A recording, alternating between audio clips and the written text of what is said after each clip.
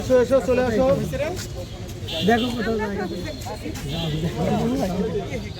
আমরা যে বলি যে 40,000 কিংবা 42,000 স্টুডেন্ট আছি, আমরা যদি প্রত্যেককেই একটা করে গাছ কিংবা দুজন মিলে একটা গাছে অবদান রাখি, তাও কিন্তু অনেক গাছ হয়ে যায়, যেটা আমাদের বাঁচবার জন্যই দরকার।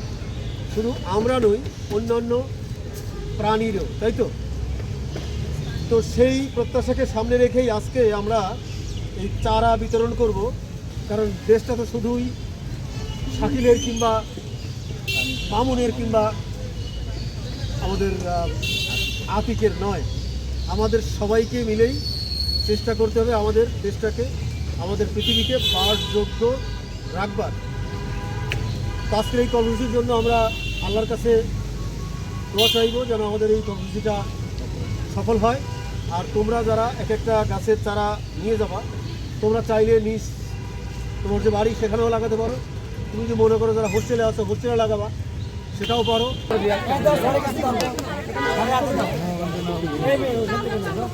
জাম গাছ কে নিবা?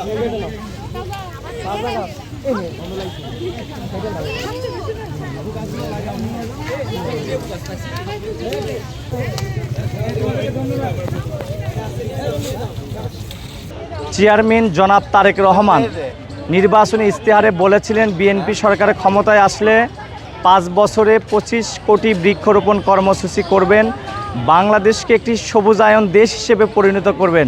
তারই অংশ হিসেবে আজকে দুপুর 2 ঘটিকায় সারা বাংলাদেশের সকল শিক্ষা প্রতিষ্ঠানে একযোগে বৃক্ষরোপণ কর্মসূচি শুরু হয়েছে এবং বৃক্ষরোপণ কর্মসূচির সাথে সাথে এই চারাগুলো আমরা সকল শিক্ষার্থীদের মাঝে বিতরণ করার জন্য আমরা এই আজিজুল হক কলেজের আমরা প্রস্তুতি নিয়েছি।